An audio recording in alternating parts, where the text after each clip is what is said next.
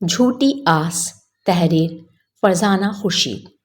لوگ اکثر جذبات میں آ کر یا وقتی طور پر اپنی جان چھڑانے کے لیے دوسروں کو جھوٹی آس یا امید دے بیٹھتے ہیں، پھر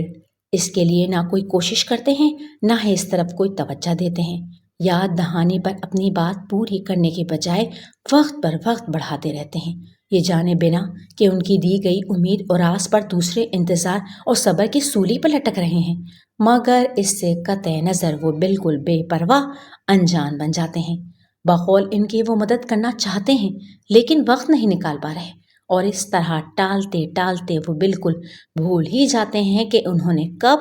کس وقت اور کس کو کیا امید دی ہے۔ بے شک وہ بہت مصروف ہوتے ہیں، اتنی بھی فرصت نہیں رکھتے کہ اپنا قول سچا کر سکیں، اپنا عہد نبھا سکیں، اپنا وعدہ وفا کر سکیں اور انسانیت کی مدد کر کے اپنے اعمال ناموں میں نیکی کا ذخیرہ کر سکیں۔ یہ اپنی جگہ درست، لیکن دکھ تو اس بات کا ہے کہ پھر یہ لوگ جھوٹی امید کیوں دیتے ہیں، انکار کیوں نہیں کر دیتے۔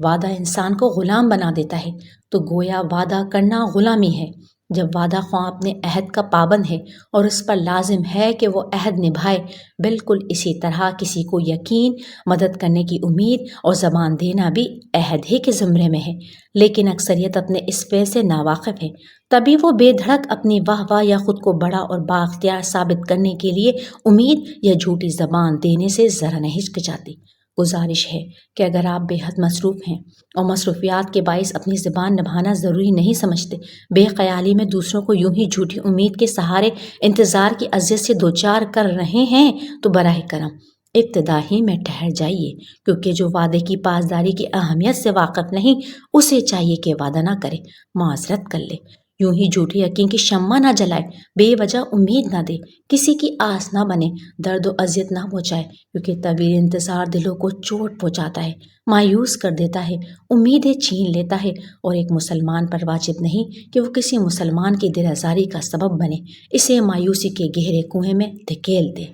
اول تو یہ کہ بے وجہ امید ہی نہ دیں، حقیقت سے روشناس کرائیں، ورنہ باندھی گئی امیدوں کو پورا نہ کرنا زیادتی ہے۔ اگر وعدہ نہ بھی کیا جائے تو مسلمان کی ایک زبان ہوتی ہے اور اس کی زبان اس کا عہد ہوتا ہے۔ اسلام کی خوبی ہے کہ مسلمان اپنا قول نبھاتا ہے۔ کسی کی ضرورت اگر آپ سے جڑی ہو اور آپ کے بس میں اسے پورا کرنے کی استطاعت بھی موجود ہو تو اس اجر سے خود کو محروم نہ رکھیں۔ اپنے رب کی خاطر اپنے اس فرائض اور ذمہ داری کو خوش اسلوبی سے نبھائیے۔ نبھانا اگر ممکن نہ ہو تو جھوٹے یقین کے سہارے نہ دیں، انتظار نہ کروائیں، اور اگر دسترس میں نہیں تو ایسی صورت میں بھی جھوٹ نہ بولیں، معذرت کر لیں۔ بے شک رب قادر ہے، اس کا اپنے رب کی ذات پر یقین بڑھائیں۔